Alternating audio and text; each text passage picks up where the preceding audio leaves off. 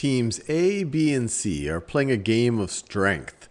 Each team has attached a rope to a metal ring and is trying to pull the ring into their own area. Team area is shown below. So let's see what that's.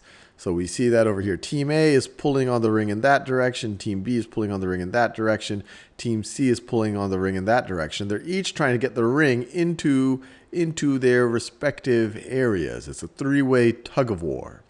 They tell us Team A pulls with the force vector A of 4 times the unit vector I plus 0j. So this is 4 times, there's no vertical component here. So it's going straight in the positive, I guess you could say x direction.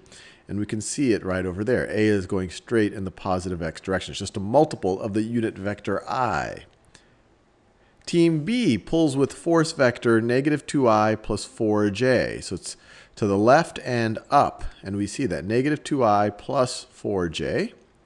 Then we have Team C pulls with a force vector negative 3i minus 3j. So let's see. Negative 3i minus 3j. Yep, that seems consistent with the diagram. Forces are given in kilonewtons. All right. Which team will win the game? So to think about which team will win the game, we have to think about which one is pulling with the most magnitude in their direction. So let me get my little scratch pad out. And let's think about the magnitudes of each of these vectors. So let's first think about the magnitude of vector A. What is that going to be? Well, it's 4 times the unit vector I. It's just going to have a magnitude of 4. The unit vector I has a magnitude of 1, so its magnitude is just 4 times that. Its magnitude is equal to 4, and let's put the units there. It's 4 kilonewtons. Now, what about the magnitude of vector B? The magnitude of vector B, well, we can use the Pythagorean theorem. It's negative 2i plus 4j. So the magnitude squared is going to be negative 2 squared plus 4 squared, which is really just coming out of the Pythagorean theorem. So the magnitude of vector B is going to be equal to the square root of negative 2 squared plus 4, or one way to think about it, this is the Pythagorean theorem or the distance formula between the origin and that point right over there, plus 4 squared, that's 4 plus 16. This is the square root of 20. And let's see, this is definitely greater than 4. 4 squared is just 16. This is someplace between 4 and 5. And let's see, Team C, the magnitude of vector C, same logic, is going to be the square root of negative 3 squared plus negative 3 squared, which is equal to, let's see, this is square root of 18. Right, 9 plus 9, square root of 18. So square root of 20 is clearly larger than square root of 18, and we already said that square root of 20 is larger than 4. So Team B is going to win. Which team will win the game? Team B. And we can even, let's just fill it out on our Team B is going to win the game. Now, the next thing they ask us is what is the magnitude of the team's combined forces acting on the ring? Well, to figure that out, we can just add up all of these vectors. The combined force, so let's write this. So the force, let's say force combined, this is a vector. It's going to be the sum of vectors A plus vector B plus C,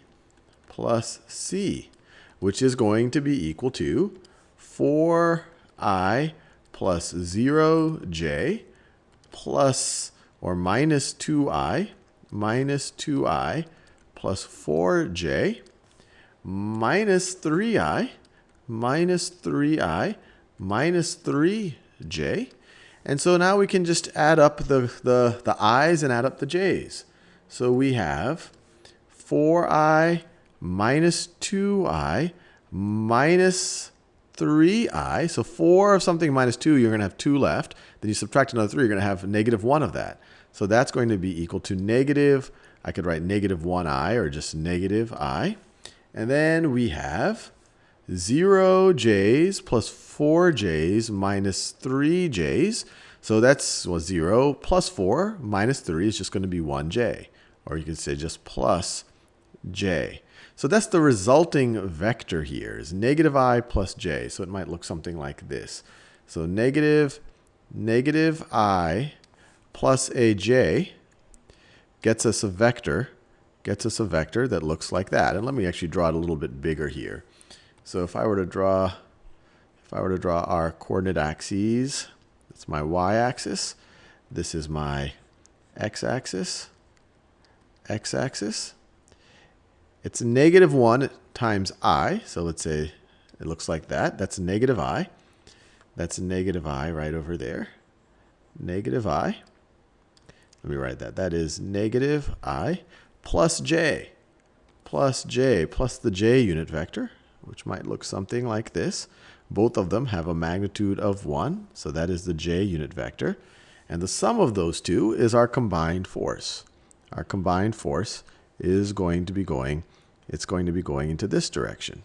So, and this is its magnitude. So the length of it is its magnitude, combined force. And that goes in line with, we're going to be going in that direction, which takes us to the zone of B. But they ask us, what is the magnitude of the team's combined force? Well, the magnitude of this side is 1. It's a unit vector. We're just going in the left direction. The magnitude of this side is 1. So the magnitude of this side, we just use the Pythagorean theorem. It's the square root of 1 squared plus 1 squared, which is just the square root of 2. So the magnitude here, what is the magnitude of the team's combined forces? Is square root of 2. In what direction is the ring getting pulled? And actually, let me just fill out what they've already asked us, just so we can.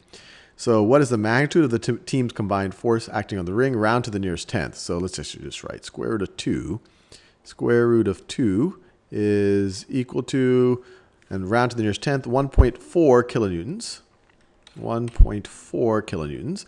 And in what direction is the ring getting pulled? And they want us in radians, round to the nearest tenth. Your answer should be between 0 and 2 pi radians. So that, go back to our diagram, we need to figure out what this angle is right over here. We need to figure out what that angle is in radians. And we know that this whole thing, if we went from the positive x-axis all the way to the negative x-axis, that is pi radians. And we also know what this angle right over here is. How do we know that? Well, I've just constructed notice this is a right angle, and this is an isosceles triangle. Isosceles right triangle. It's going to be a 45, 45, 90 triangle. But if you're thinking in terms of radians, 45 degrees is pi over 4. So this is pi over 4, pi over 4, pi over 2 triangle. Same thing as 45, 45, 90.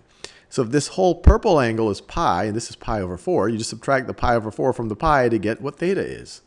So theta is going to be equal to, pi is the same thing as 4 pi over 4, minus pi over 4, minus pi over 4. I just did that to get a common denominator, which is equal to 3 pi over 4. 3 pi over 4 radians. So let's go back over here.